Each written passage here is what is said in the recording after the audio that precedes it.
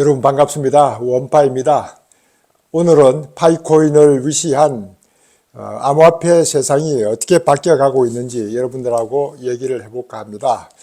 오늘 아침 중앙일보에 하마스 공격과 관련되는 요즘 이런 이스라엘과 하마스 전쟁에 어떤 입장을 가지고 있는지를 이렇게 보면서 우선 하마스가 이제 이스라엘에 대한 적개심을 가지고 이런 공포감을 극대화하기 위해 SNS를 통해서 영상을 올린다 하는 것까지는 이제 좋은데, 영상을 올리는데 일론 머스크가 인수한 X, 옛 트위터 등을 통한 민간인 시체가 방치된 사진, 여성 피랍 현장의 음성, 민간인 차량 피격 장면 등을 퍼뜨리고 있다.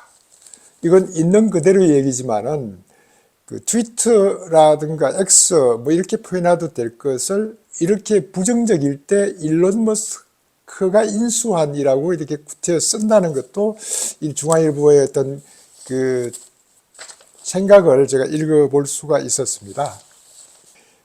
여기에 이제 또 나왔던 이스라엘 하마스의 뜻 피할 수 있나, 이 에디터가 썼던 글 내용을 읽어보면서 하마스의 이런저런 상황을 읽을 수가 있었는데, 하마스의 잔혹한 테러 했던 목적은 이스라엘 대규모 보복을 유도하기 위해서 했다, 이런 표현을 썼던 것 같아서 저도 어떤 의미가 있느냐 싶어서 관심을 가졌습니다.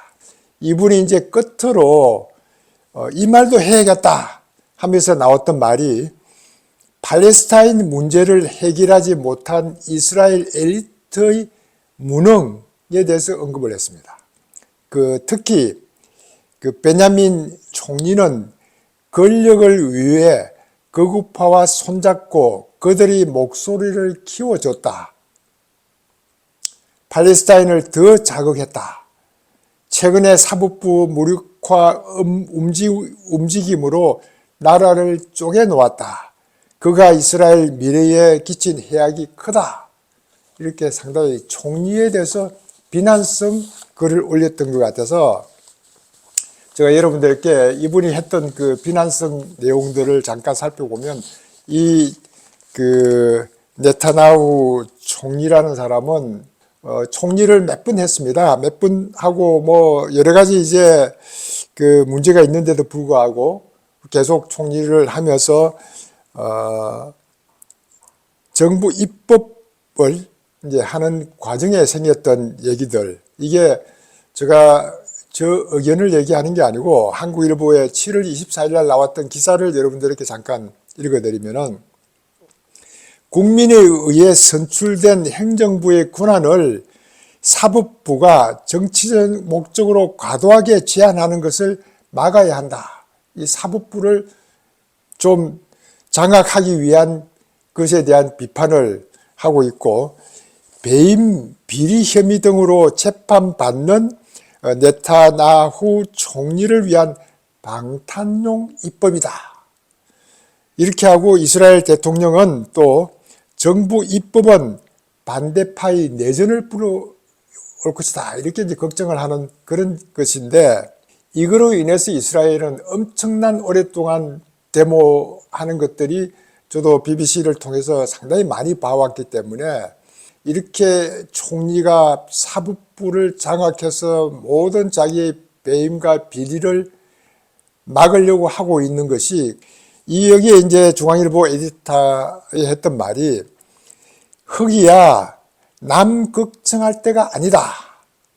우리도 극단의 목소리에 의지해 국정을, 정당을 이끄는 이들이 정치의 주역들이다. 피곤한 일이다. 이런 표현을 했습니다. 이렇게 이제 행정부가 사법부를 장악하기 위해서 법을 만드는 것에 대해서 반대해서 이스라엘이 데모하고 난리가 났던 그런 이후에 지금 이렇게 이 하마스가 공격을 하게 되니까, 이제는 가자 지구를 지구상에서 없애버리겠다, 이런 포인트까지 쓰면서 공격을 하고 있는 이런 상황이 우리하고 직접 관계가 되지 않으면 몰라도 우리는 항상 북한이라는 데가 존재하고 있기 때문에 이렇게 마침 북한하고 비교해서 하마스를 공격한 것이 북한이 우리를 공격한 것하고 비교한 그런 발언들을 하지 않을까, 저도 그게 염려가 돼서 이렇게 이제 공포 분위기를 만들어가는 것도 문제다 싶은 생각이 들어서 이런 말씀을 한번 드려봅니다. JP 모건이 요즘 그 토크나 담보 네트워크 TCN을 활용하는 그런 것들이 작년 5월부터 TCN을 개발해서 테스트하기 시작했는데, 여기에 이제 실제 블랙록에서 그 TCN을 이용해서 바클레이 간 담보 결제 지원을 했다, 이런 뉴스가 이제 나와서 큰 성과를 거둔 것을 자랑하고 있었습니다. 이렇게 이제 JP 모건 체이스 뱅크가 자체적으로 개발한 토크나 담보 네트워크를 통해 블랙록과 바클레이 간의 담보 결제 지원한 것은 큰 그런 뉴스 중에 하나가 될 수도 있고, 이게 이제 실질적인 자산 이동 없이 담보 소유권, 이 담보 소유권을 이제 토큰화 시켜 놓으니까 이 담보 소유권을 이전하는 것이 이제 가능해졌다. 이게 큰 의미가 있습니다. 이렇게 해서 이제 블록체인 기술을 활용해서 전통적인 결제 관련 효율성과 확장성을 제고했다는 것이 큰 의미가 있고, 이렇게 뉴스에 나온 것의 그 배경을 알기 위해서 JP모건 자산 토큰화 책임자 하고 했던 얘기들이 있어서 저도 관심을 가져봤습니다. 블록록이 자사의 머니마켓 펀드 EMF 중 하나의 주식을 디지털 토큰을 전환하는데 JP모건의 TCN을 이용했다. 그 TCN을 이용하면은 하루 걸리던 담보 결제 프로세스가 즉각적 수준으로 단축이 되고, 이후 장애 파생 상품 거래를 위해 담보로 바클레이스에 해당 토큰을 전송했다. 이게 큰 의미를 가지는데, 이렇게 이제 주식과 채권을 토큰화해서 담보로 활용한다. 실물 자산이 주고받고 하지 않고 주식과 채권을 토큰화한 것을 담보로 활용한다. 이 큰 의미가 있는 것 아니냐, 이렇게 이제 저도 보고, 이 자산 토큰화 책임자는 고객과의 대화 중에 99.9%는 암호화폐가 아니고 이렇게 이제 자산 토큰화의 금융 상품에 관심을 가지고 있는 것이다. 이렇게 모든 그 기존 상품, 기존 전통 자산을 블록체인에 가져오는 방안에 대해서 어떻게 하면 이제 블록체인으로 통해서 토큰화 시킬 수 있는가 하는 거에 대한 논의를 주로 하고 있는 것들이고, 암호화폐와 직접 관련되는 얘기는 별로 많지 않았다. 물론 이제 자산 토큰화 책임자니까 고객들이 이제 어떻게 자산 토큰화를 시킬 것인가에 대한 문의이기 때문에 뭐 이와 같은 99.9%라는 말도 나오지 않았을까 하는 생각도 들긴 하는데, 어쨌든 이 자산 토큰화 문제가 제가 영상에서 자주 다뤘지만은 앞으로 큰 이슈 중에 하나가 될 것이다. 이 블랙록의 그 레리 핑크가 매번 했던 얘기가 모든 자산의 토큰화, 이게 모든 자산의 어디까지를 모든 자산을 보느냐는 그 분야는 너무나 광범위하기 때문에 이것을 자산 토큰화식에서 거래가 가능하면은 언제든지 엄청나게 큰 자산도 분할해서 소유가 가능하다. 그렇게 해서 제가 옛날에 엠파이어 스테이트 빌딩도 제가 소유를 할 수가 있지 않을까. n분의 1이면 언제든지 가능하다. 저는 그런 말씀을 드렸던 것도 바로 이런 데 있지 않을까 싶습니다.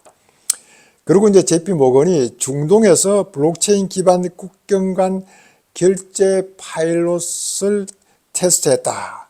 이렇게 이제 이더리움 기반으로 되어 있는 그 블록체인의 오닉스를 활용해서 퍼스트 아부다비 은행 FAB 결제 파일럿을 성공적으로 종료했다는 뉴스를 이제 올렸습니다.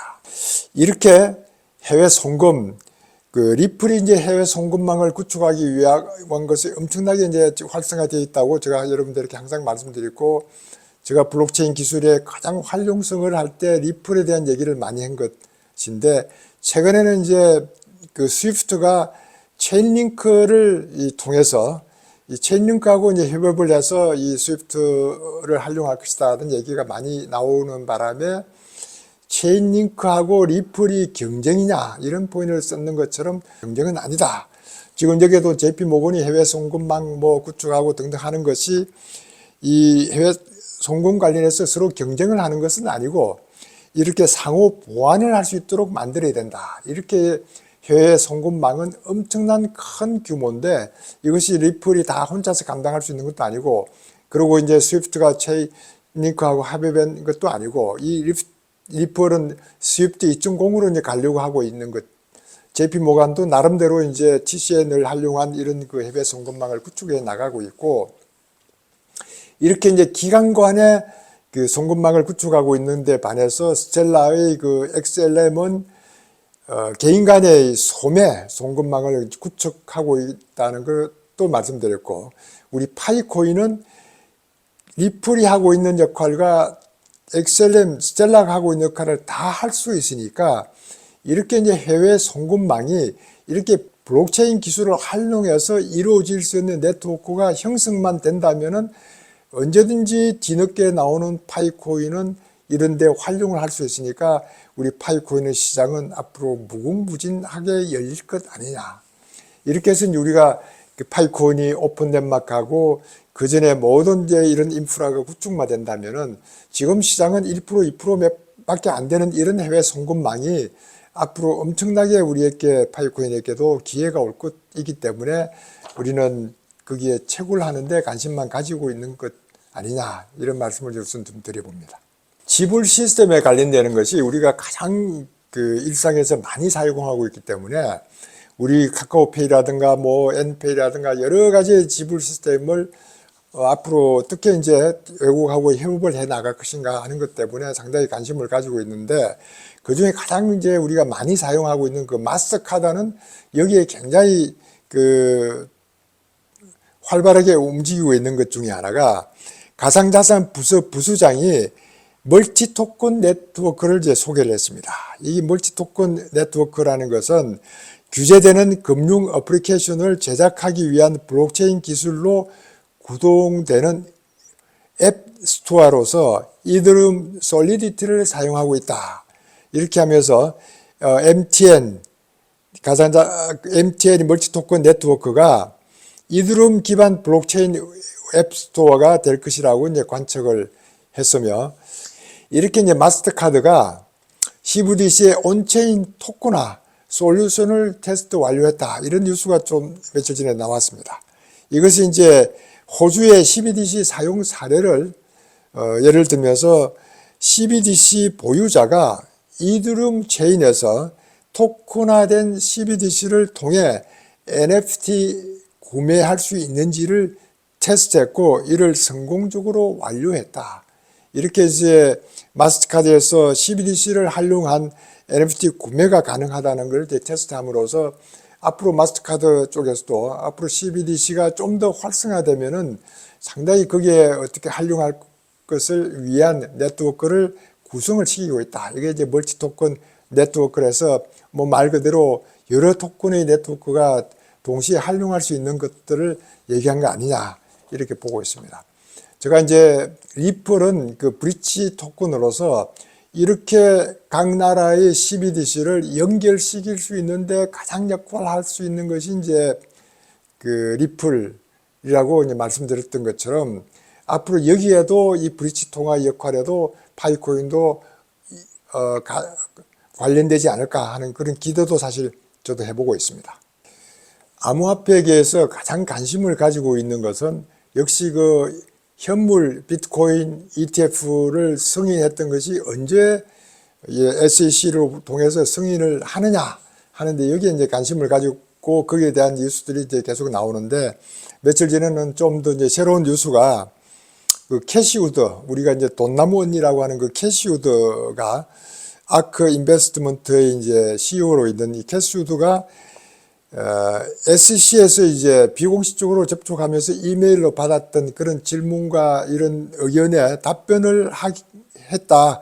비트코인 현물 ETF 투자 설명서에 수정본을 제출했다 하는 이런 뉴스가 나왔고, 여기 이제 수정본에는 그 수정본의 내용을 제가 이제 상세하게 여러분들께 설명하는 것보다는 충분히 아크 인베스트에서 설명이 가능한 그런 내용으로 SEC에다가 이메일로 답변을 제출한 걸로 이렇게 이제 확인이 될 수 있습니다. 이렇게 이제 아크 인베스트의 그 비트코인 ETF의 그 수정본 제출과 관련되는 것이 관심을 가지는 이유 중에 하나가, 현물 비트코인 ETF를 신청한 아크 인베스트의 그 승인 날짜가 내년 1월 10일입니다.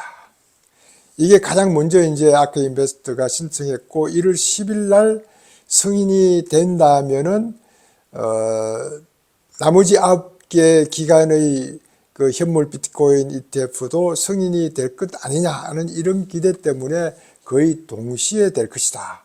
그러면 내년 1월 달에가 몇 개월 남지 않은 1월 달에 현물 ETF가 승인이 된다면은 어떤 변화가 올 것인지 하는 것 때문에 저도 이제 여기에 실제 관심을 많이 가집니다. 물론 이제 이렇게 대형 자산 운용사가 이런 비트코인 현물 ETF의 자산을 이렇게 확보하는 것에 대해서 이런 그 암호화폐 전문가들 입장에서는 상당히 부정적일 수 있는데, 제 입장에서는 이렇게 암호화폐가 그동안 무용하다, 아무 가치가 없다, 뭐 이런 어떤 거에서부터 자산 가치로서의 어떤 의미가 있을 것 아니냐, 이런 차원에서 봤을 때 이것이 이제 대형 자산 운용사에서 현물 ETF가 나오면은 기관 투자가들이 상당히 많이 이제 이 분야로 들어오게 되고, 앞으로 이 분야가 이제 들어와서 자산 각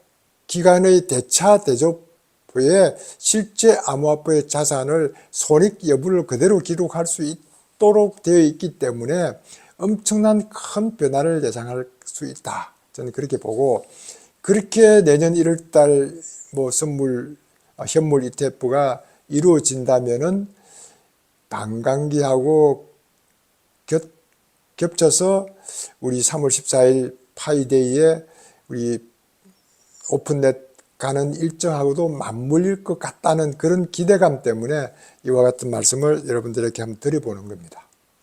여러분, 저희 채널은 멤버십을 운영하고 있었습니다. 한 달 전부터 멤버십을 운영하는데, 멤버십 운영한다는 그 이후에 역시 그 돈만 밝힌다 하는 그런 그 악플과 뭐 여러 가지 어떤 내용도 있었지만은, 그래도 제가 가장 멤버십을 운영하게 된 그 동기는 유튜브 하는데 시간을 너무 많이 뺏기고 있다는 것에 대해서 굉장히 부정적으로 생각하고 있는 우리 집사람에게 그래도 멤버들이 있어서 제가 계속 이런 그 약속이니까 유튜브 활동을 할 수밖에 없다 하는 그런 명분을 만들려고 사실 멤버십 운영을 하게 됐고, 또 멤버들이 좀 많아지면은 좀 더 멤버들에게만 하고 싶은 얘기들이 있었기 때문에 이런 멤버십 운영을 하도록 했습니다. 그동안 멤버십에 가입해 주신 분들에게 혜택도 별로 드리지도 못했는데, 멤버십 가입해 주신 분들에게 굉장히 감사하다는 말씀을 다시 한번 드립니다. 그렇다고 해서 멤버십 가입을 제가 자꾸 유도하는 것은 아니고, 앞으로 이 채널을 계속 유지할 수 있도록 여러분들의 그 구독과 좋아요 이런 것들을 좀 언제든지 기대하고 있겠습니다. 여러분들 감사합니다. 감사합니다.